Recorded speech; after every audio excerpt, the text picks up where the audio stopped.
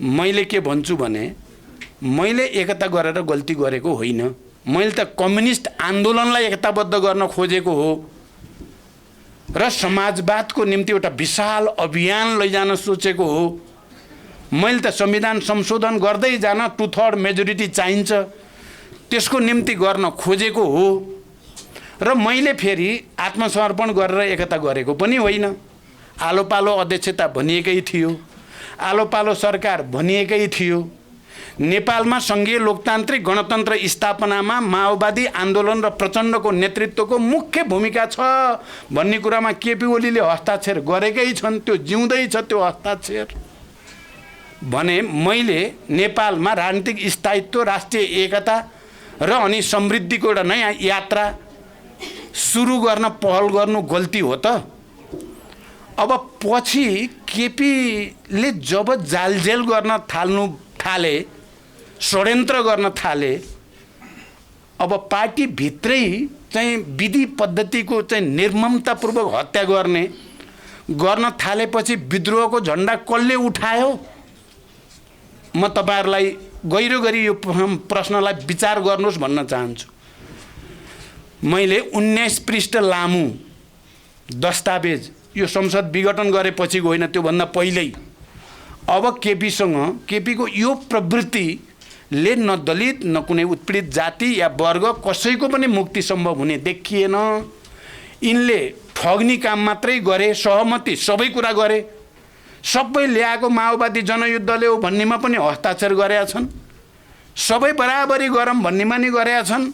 लागू गर्ने बेला एउटा नि गर्दा रहन्छन्। ठग ठाक जाल झेल बेइमानी गरेपछि मैले 19 पृष्ठ लामो दस्तावेज लेखेँ। तपाईहरुले धेरैले पढ्नु भएको होला, नपढ्नु भएको छ भने मेरो सल्लाह छ तपाईहरु एकचोटि पढ्दिनुस् राम्रोसँग। त्यो 19 पेज भनेको लामो होइन, पढ्न धेरै बेर लाग्दैन। एकैछिन बस्नु सर र हेर्दा भ्याइन्छ।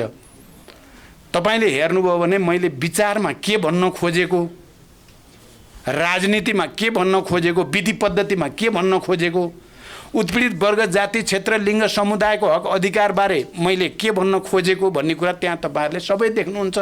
सुशासन र भ्रष्टाचार विरोधी अभियान कसरी लैजाने भन्न खोजेको, जनतालाई राहत दिने बारेमा के भन्न खोजेको भन्ने कुरा त्यसभित्र छ। र मलाई आलोचना गर्ने साथीहरूलाई मैले के भनेको छु भने, ल ठिक छ, मैले केपीलाई सबै कुरा मनाएर एकता गरेँ भन्ठाने थिएँ। मैले त राजनीति पनि मनाएँ, विचार पनि मनाएँ, विधि पद्धति पनि जनवादी केन्द्रीयता, बहुमतले गरेको निर्णय मान्ने भन्नेमा पनि हस्ताक्षर गराएँ। त्यसपछि होल पार्टीलाई रूपान्तरण गरेर एउटा महान अभियान चलाउँला भनेर गरेँ। यदि तपाईहरुलाई लाग्छ त्यसो गर्नु गल्ती रहेछ भनेर अहिलेको घटनाक्रमले लाग्छ भने विद्रोह पनि त पहिलो विद्रोह प्रचण्डले नै गर्यो नि त। तपाई त्यसलाई साथ दिने कि नदिने भन्ने प्रश्न मैले तपाईहरुसँग गर्न चाहन्छु। मैले फेरि उत्पीडितहरूको पक्षमा, उत्पीडित वर्ग समुदायको पक्षमा विद्रोह गर्ने पनि त पहिलो म भएँ। त्यसलाई तपाई के भन्नुहुन्छ? र अहिले संविधान मिच्ने जो प्रयास भइरहेको छ त्यसलाई असफल पार्नको लागि एकचोटि फेरि नेपाली जनताले आफ्नो आत्मनिर्णयको अधिकार प्रयोग गर्नुपर्ने स्थिति छ। सबैले, दलितहरूले पनि, सबै उत्पीडित वर्ग समुदायले पनि फेरि एकचोटि आफ्नो आवाज सशक्त गर्नुपर्ने आवश्यकता छ। म चाहिँ हुन त हिजो त्यो उत्पीडित वर्ग समुदायको हक अधिकारको निम्ति लडाईँ लड्दै गर्दा म भर्खरको युवा नै थिएँ। म पार्टीको महासचिव हुँदाखेरि 35 वर्ष 36 वर्षमा एउटा पार्टीको महासचिव भएको थिएँ। जनयुद्ध सुरु गर्दा म 42 वर्षको थिएँ। शान्ति प्रक्रियामा आउँदा म 52 वर्षको थिएँ। अब अहिले यो अर्को लडाईँ लड्नुपर्ने भएको छ। म लड्छु भनेर हिँडेको छु। तपाईहरुले थाहा पाउनुभयो म लड्छु, म बाँचिन्जेल लड्छु। मैले मार्क्सवादबाट सिकेको कुरा के हो भने, इतिहासमा मानव जातिको विकास, उत्पादनको निम्ति सङ्घर्ष, वर्ग सङ्घर्ष वैज्ञानिक प्रयोगका बीचबाट हुँदै आयो। तर मार्क्सवादको अनुसन्धान हुनुभन्दा अगाडि समाजको शासक विचार, राज्यको चाहिँ मूल विचार के थियो भने यी गरिब गुरुवाहरूलाई अन्याय गर्नु हाम्रो अधिकार हो, अत्याचार गर्नु, यिनलाई शोषण गर्नु अधिकार हो। यिनलाई पिस्नु र दाह जस्तो गरी चाहेको बेलामा मनोरञ्जनको साधन, चाहेको बेलामा तिनलाई फाँसी दिनु हाम्रो अधिकार हो भन्ने मान्यता नै समाजको मूलभूत मान्यता थियो। तर मार्क्स एङ्गेल्सले इतिहासको अध्ययनपछि र त्यति बेलाको समकालीन युरोपको आन्दोलन, मजदुर आन्दोलन र वर्ग सङ्घर्षको अध्ययनबाट उहाँहरूले पहिलोचोटि के भन्नुभयो भने विद्रोह अधिकार हो, अन्यायका विरुद्ध, विभेदका विरुद्ध, त्यो माथि शासनमा बसेर श्रमजीवीहरूलाई ठग्नेहरूका विरुद्ध विद्रोह गर्नु अधिकार हो भन्ने पहिलोचोटि त्यो मान्यता स्थापित भयो। त्यहाँदेखि यहाँसम्मको कुरालाई मैले के भन्न चाहन्छु भने प्रतिक्रियावादी, प्रतिक्रान्तिकारी, दक्षिणपन्थी यी सबै तत्त्वहरूको काम के हो त, नियम के हो भने उनीहरूले गडबड गरिराख्छन्, जनताका विरुद्ध दमन गर्छन्, अत्याचार गर्छन्, सफल हुँदैनन्, फेरि दमन गर्छन्, अत्याचार गर्छन्, सफल हुँदैनन्। जबसम्म ती ध्वस्त हुँदैनन् तिनले गडबड गर्न छोड्दैनन्, तिनले जनतालाई सताउन छोड्दैनन्। त्यो उनीहरूको नियम हो अरे क्या। जनताको नियम के हो भने आन्दोलन गर्नु, भने जस्तो गरी सफल नहुनु, फेरि आन्दोलन गर्नु, फेरि भने जस्तो गरी चाहिँ नहुनु, केही पाए पनि पुरै नपाउनु, आन्दोलन गरिराख्नु जबसम्म पूर्ण अधिकार र मुक्ति प्राप्त हुँदैन, आन्दोलन गरिराख्नु जनताको नियम हो। त्यसकारण हामी पनि के चाहन्छौँ भने हामी सबै पनि जो राज्यद्वारा या नेतृत्वद्वारा, राज्यको नेतृत्वद्वारा या त्यो वर्ग समुदायद्वारा ठगिएका, विभेदमा पारिएका हामी छौँ। हामी आन्दोलन गरिराख्ने, पूर्ण रूपले सफल नहुँदासम्म आन्दोलन गरिराख्ने। मैले जो पीडा उठाएको थिएँ, मैले भने 42 सालको उमेरदेखि सबै उत्पीडित वर्ग समुदायको उन्मुक्तिको निम्ति, उनीहरूको अधिकार र पहिचानको निम्ति र नयाँ राष्ट्रिय एकता भन्ने गरेको थिएँ मैले। नयाँ राष्ट्रिय एकता, सबैको प्रतिनिधित्व, सबैको आत्मसम्मान, सबैलाई सामाजिक न्याय सहितको समृद्धिको फल पाउने गरीको राष्ट्रिय एकता भनेको हो। त्यो सपना पुरा भएको छैन। केही भयो, संविधान सभा, सङ्घीय लोकतान्त्रिक गणतन्त्र मार्फत केही भयो, तर जति हुनुपर्ने भएन। नभएको हुनाले त्यो नचाहनेहरू त्यसलाई भएकोलाई पनि उल्ट्याउन चाहेका छन्। हामी भएको भन्दा बढी लिन चाहेका छौँ। अहिले लडाइँ त्यही हो। त्यसकारण यो लडाइँ मैले त भन्छु म अन्तिम समयसम्म लडिराख्छु। षड्यन्त्र धेरै छन्, मैले अझ धेरै भाषामा अहिले भनिहालेको छैन। म अहिले धेरै भनेर फेरि वातावरणलाई अलि चाहिँ सहज बनाउने सम्भावनालाई म नजरअन्दाज गर्न पनि चाहन्न। तर षड्यन्त्र ठुलो छ। दलितहरूका विरुद्ध, श्रमिकहरूका विरुद्ध, आदिवासी मधेसी सबै समुदायका विरुद्ध निकै ठुलो षड्यन्त्र हुँदैछ। त्यसको केन्द्रित अभिव्यक्ति संविधानलाई मार्ने, संविधानलाई क्रियाशील हुन नदिने, संविधानलाई कार्यान्वयन हुन नदिने, भएका चाहिँ प्रोभिजनहरूलाई लागू गर्न नदिने। दलितहरूको बारेमा धेरै राम्रा कुरा पनि छन्, छैनन् भन्ने कुरा होइन। संविधानमा धेरै लडेर राखिया छ ती कुराहरू। त्यसलाई उल्ट्याउने कसरत भएको छ।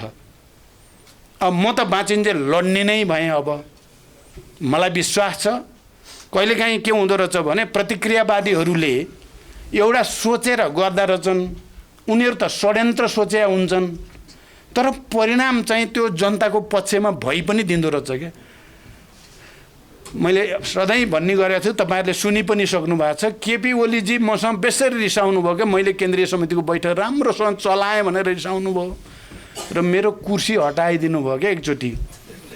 मेरो कुर्सी हटाएर त मलाई लगेर त्यो सचिवालयका हामी 9 जना, 2टा अध्यक्ष एकातिर, 7 जना एकातिर बस्ने गरिन्थ्यो। उहाँ मसँग बेसरी रिसाएर यसलाई मैले भनेर पुरै माधवजीसँग त भन्नु नै भएछ, त्यसलाई मैले देखाइदिन्छु, त्यसलाई कुर्सी सुर्सी भाँचिदिन्छु भने त्यही हो। अनि उहाँले लहर उता हालिदिनु भयो। मैले भने केपीजीलाई धन्यवाद केपीजी, म तपाईँसँग बस्दा बडो अप्ठ्यारो लागिरहेको थियो, मलाई 7 जनासँग मिलाइदिनु भयो, ठुलो मोर्चा बन्यो उत्पीडितहरूको, अब मोर्चा कसेर लड्छु तपाईँसँग भनेको थिएँ। साँच्चै त्यस्तै भयो। तपाईँहरूले देख्नुभयो, माधवजी, झलनाथजी, हामी सबै उत्पीडितहरू एक ठाउँमा भइयो, 2/3 बहुमत भइयो केन्द्रीय समितिमा, सचिवालयमा, स्थायी समितिमा, र लडियो र चाहिँ अगाडि बढियो। तर त्यसलाई उहाँले अब राष्ट्रिय अन्तर्राष्ट्रिय के सेटिङ गर्नुभयो है, अब लम्पसार पर्नुभयो, के गर्नुभयो, तपाईँहरू पनि अध्ययन गर्नु होला, के गर्नुभयो र अहिले दुईटा पार्टी भइयो। अनि मैले उहाँलाई फेरि पनि धन्यवाद भनेको छु क्या केपीजीलाई। किन त उहाँले हामी यतै सिंहदरबार वरिपरि बालुवाटार र वरिपरि घुम्नेवाला भइया थियो, उहाँले संसद विघटन गरिदिएर हामीलाई सडकमा पुर्याइदिनु भयो क्या। सडकमा पुर्याउने भनेको जनता भठा जाऊ भनेर भनिदिनु भयो क्या, तिमीहरू पनि अलिअलि बिग्रिया छौ बेकारमा भनेर हामीलाई फेरि दलिततिर, फेरि आदिवासी जनजातितिर, फेरि मजदुर किसानतिर, फेरि आम नेपाली जनताका बिचमा लगेर फालिदिनु भयो क्या। उहाँले त हामीलाई सिद्ध्याउन खोजे हो, तर परिस्थिति के भयो भने फेरि हामी आफूमा लागेको धुलो मैलो पनि टकटक्याउँदै, आफूमा अलिअलि फोहोर भएको छ भने नुहाई धुवाई गरेर फेरि जनताको मुद्दामा लडाइँ लड्ने ठाउँमा पुर्याइदिनु भयो। म त अहिले निकै शक्तिशाली भएको जस्तो लाग्छ क्या। पुस 5 गतेपछि त फेरि एकचोटि जनताको प्रतिनिधिको रूपमा लडाइँ लड्ने अवसर प्राप्त भयो। तपाईहरुले पनि यो विचारलाई, यो विषयलाई विचार गर्नुहोला। गणतन्त्र विरोधीहरू, संघीयता विरोधीहरू, समावेशिताका विरोधीहरू, दलित मुक्ति आन्दोलन र दलितहरूको हक अधिकारका विरोधीहरू अहिले पनि यो संविधानलाई फेरि पनि निचोर्ने, त्यसलाई च्यात्नेमै छन्।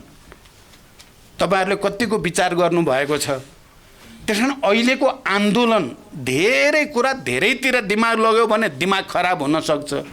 म के भन्छु भने यति बेला जे चलेको छ उनीहरूलाई के लागेको छ भने अब धेरै चाहिँ समय लिँदै जाँदा दलितहरू पनि थाकिसके। अब दलितहरू सशक्त रूपले सडकमा आउने स्थिति छैन। आदिवासी जनजातिहरू पनि थाकिसके, उनीहरू पनि सशक्त रूपले सडकमा आउने स्थिति छैन। महिलाहरू पनि विभिन्न ठाउँमा अलिअलि चाहिँ प्रतिनिधित्व भएकै छ, अब सङ्गठित र संस्थागत रूपमा सडकमा आउने स्थिति छैन। र मुख्य कुरा यी सबै उत्पीडित वर्ग, जाति, क्षेत्र, लिङ्ग, समुदायलाई बाँडी दिने, अधिकार दिने भनेको नेतृत्व, मुख्यतः तत्कालीन विद्रोहको नेतृत्व, जसले दलितहरूमा समानताको, आत्मसम्मानको र स्वतन्त्रताको, शासन सत्तामा प्रतिनिधित्वको एउटा अधिकार दिने एउटा महाअभियान सञ्चालन गर्यो। र युद्धको बेलामा सबभन्दा बढी सम्मानित कोही थियो भने दलितहरू नै। समाजको सबैभन्दा तल राखिएको श्रमिक वर्गको हैसियतले मैले त भने 21औं शताब्दीको आधुनिक सर्वहारा वर्ग नेपालमा को हो भन्यो भने दलित हो भनेर मैले त्यति बेला परिभाषित गरेको थिएँ। र उनीहरूको आन्दोलनको बलमा नै हाम्रो जनयुद्धले चाहिँ निरन्तरता पाउन सकेको हो भन्ने कुरा पनि मैले धेरै पटक भने पनि। र यहाँ आउने बित्तिकै सरकारमा लाँदा दलित समेतको प्रतिनिधित्वलाई सरकारमा लाने पहिलो कोसिस पनि मैले त्यहीँबाट गरेँ। अहिले उनीहरूलाई के लागेको छ भने अब प्रचण्डलाई पनि थकाइसकियो, गलाइसकियो। यो पनि आज भोलि आफ्नो साथमा बस्दा, उठ्दा, खाँदा यो पनि हामी जस्तै जस्तै हुन थालेको छ। अब यसलाई एक दनक दियो भने यो पनि ढल्छ र अनि सबै यो उत्पीडित वर्ग, जाति, क्षेत्र, लिङ्ग, समुदायको आन्दोलन पनि धेरै वर्षको लागि धाराशाही बनाउन सकिन्छ भन्ने ठानेका छन्। त्यसकारण अहिले दुईटा धार मात्रै छन्। तपाईँ हामी सबै यहाँ, म अरू प्रतिनिधि आउनुभएका सङ्घ संस्थाका साथीहरूलाई पनि भन्न चाहन्छु, एउटा धार छ, यो सङ्घीय लोकतान्त्रिक गणतन्त्रलाई के गरी उल्ट्याउने होला, यो संविधानलाई के गरी च्यात्ने होला।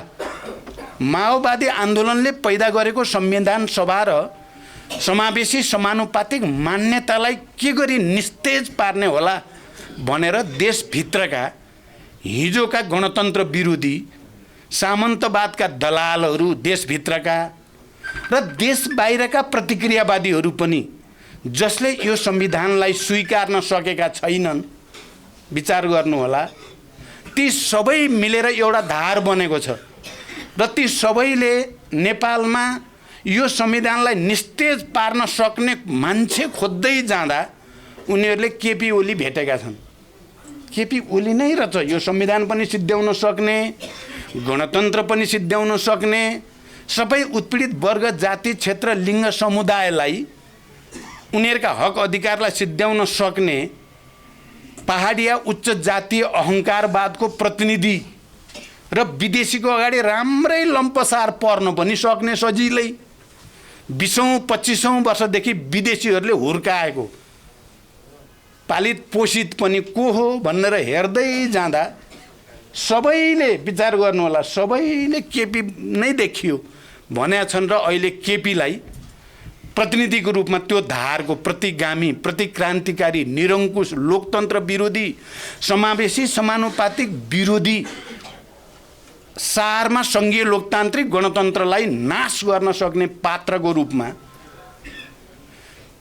चाहिँ केपीजीलाई साथ लिएका छन्। उनीहरूले कति दिन लिन्छन् मलाई थाहा छैन, अहिले चाहिँ लिएकै छन्। र अर्को धारको प्रतिनिधि को हुने भयो त भने हामी हिजो माओवादी विद्रोह गरेका, हिजो सबै उत्पीडित वर्ग, मजदुर, किसानहरूको हक अधिकारको कुरा गरेर लडाईँ लड्ने, हिजो दलित, महिला, मुस्लिम, आदिवासी, जनजाति सबैलाई पहिचान र अधिकार चाहियो भनेर तिनीहरूमा जागृति ल्याउने, जागरण ल्याउने, संविधान नबनाऊ भन्दा नमान्ने, जसरी बनाइन्छ भनेर अड्डी कस्ने, चुनाव नगर न भन्दा पनि नमान्ने, जसरी पनि चुनाव गराउँछौँ भनेर अड्डी कस्ने, ती भनेका माओवादी र त्यसको नेता प्रचण्ड। अर्को धार यतापट्टि भयो। तपाईहरुलाई मन कतिलाई पर्ला कतिलाई नमन पर्ला, आजको इतिहास यही हो, आजको नेपाली राजनीति यही हो। सबै देशलाई माया गर्ने, श्रमिक वर्ग समुदायलाई माया गर्नेहरू जति उनीहरूको अधिकार र पहिचानको पक्षमा लड्ने जतिको एउटा धार बन्यो र अर्को धार त्यसको विरोधी बन्यो। हामी सबैले फैसला गर्नुपर्छ, सम्पूर्ण नेपाली जनताले नै फैसला गर्नुपर्ने फेरि बेला आएको छ। तपाईँ हामी कुन धारतिर उभिने हो? संविधानको रक्षाको धारतिर,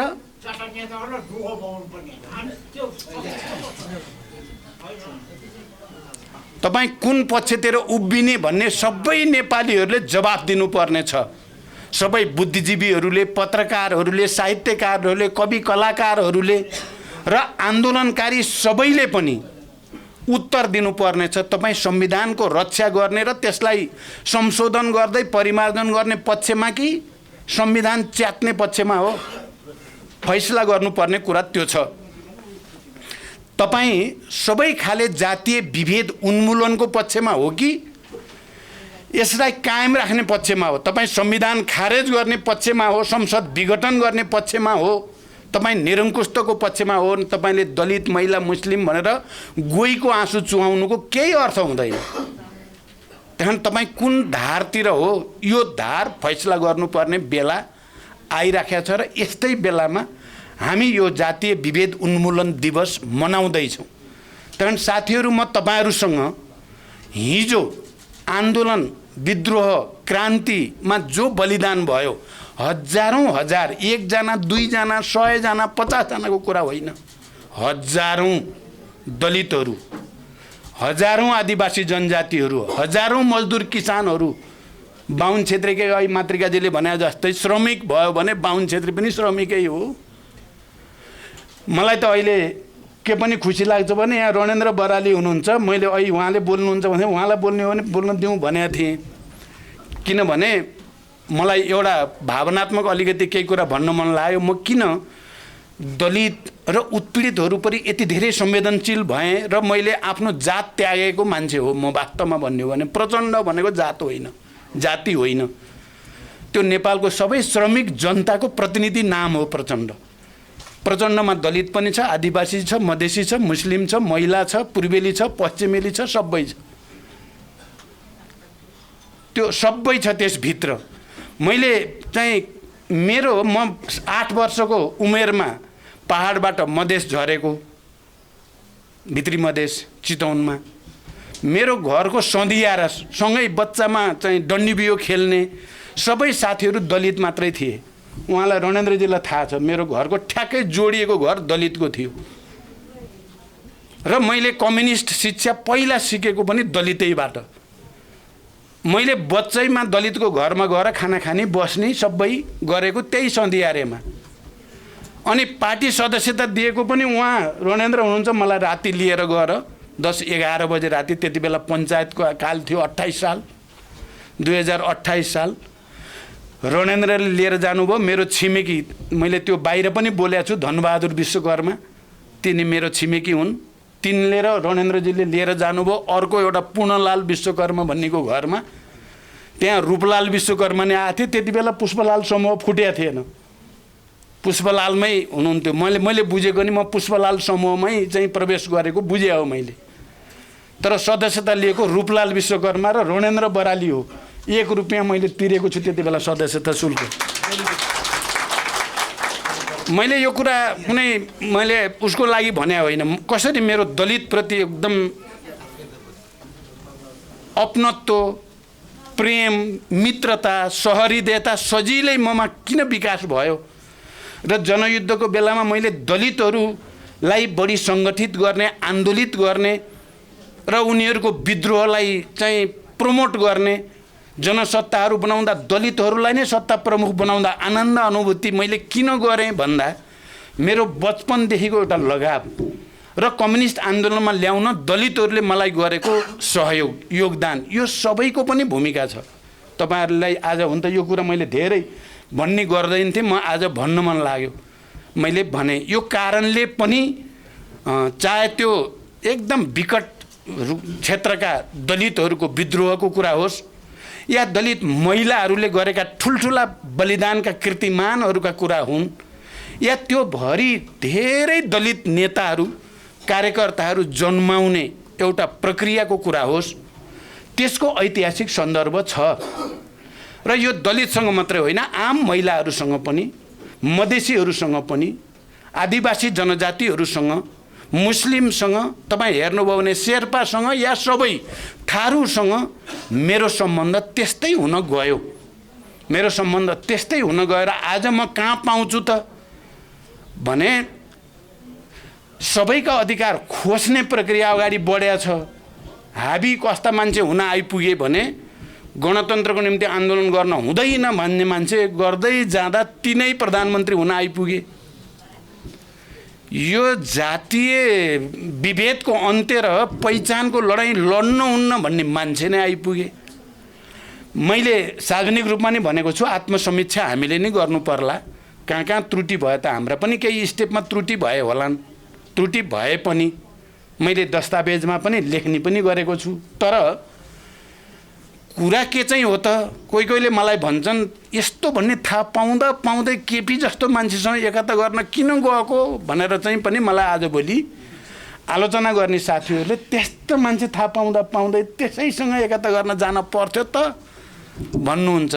विशेषाधिकार कता कता हराए जस्तो के भयो भन्ठान्नु भएको छैन। अब विशेषाधिकार साँच्चै लागू हुने गरी लडाईँमा अगाडि बढिन्छ, यही विश्वास तपाईहरुलाई दिलाउँदै र आज यो 56औं अन्तर्राष्ट्रिय रङ्गभेद जातिभेद उन्मूलन दिवसको उपलक्ष्यमा यही बधाई र शुभकामना तपाईहरुसँग राख्दै बिदा हुन्छु। धन्यवाद। अभिवादन।